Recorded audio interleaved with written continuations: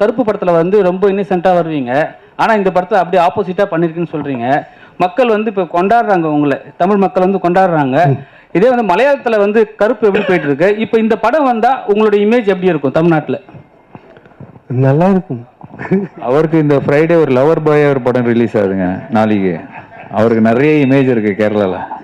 Producer sir, சின்ன சின்ன ஆசையான நாளைக்கு ஒரு ரொமான்டிக் ஃபிலிம் ரிலீஸ் ஆகுது அவருக்கு. ப்ரொடியூசர் சார் சார் இல்லை ப்ரொடியூசர் சொல்லுங்க.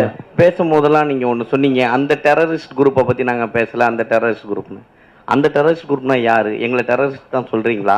ஆஹா, அதாவது அந்த டெரரிஸ்ட் குரூப்னு சொல்ல அந்த வார்த்தை ஏன் பயன்படுத்தி இருக்குன்றது வெளி கண்ட்ரியில சேர்ந்தவர் தான் பயன்படுத்தி இருக்காங்கன்னு சொல்றேன். அதுதான் சொன்னேன், அதுதான் மென்ஷன்.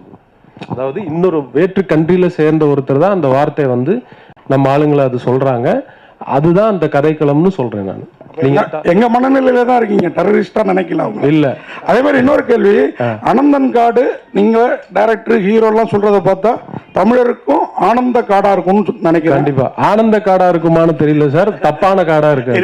நிச்சயமா நண்பர்களே, தயவு செய்து இப்ப நீங்க இந்த கேட்ட கேள்விகள்ல இதோட முடிச்சுட்டு இதை தம்ப்நெயிலா பண்ணாம பாசிட்டிவா சப்போர்ட் பண்ணீங்க நான் நம்புறேன். இல்ல இது ரியா சார், இது வந்து படம் வரும்போதுதான் இது இப்போ நம்ம இது கொஞ்சம் இன்டென்ஸான ஒரு ஸ்டோரி உங்ககிட்ட இப்ப ரிவீல் பண்ணா அதோட சாரஸ்யம் போயிடும்.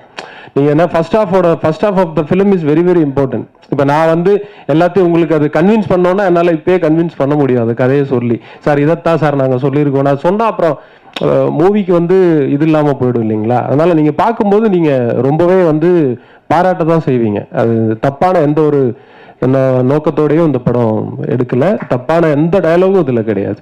அது இன்னொரு கண்ட்ரியில உள்ள ஒருத்தர் நம்மளை சொல்றதா அது சித்தரிச்சிருக்கு.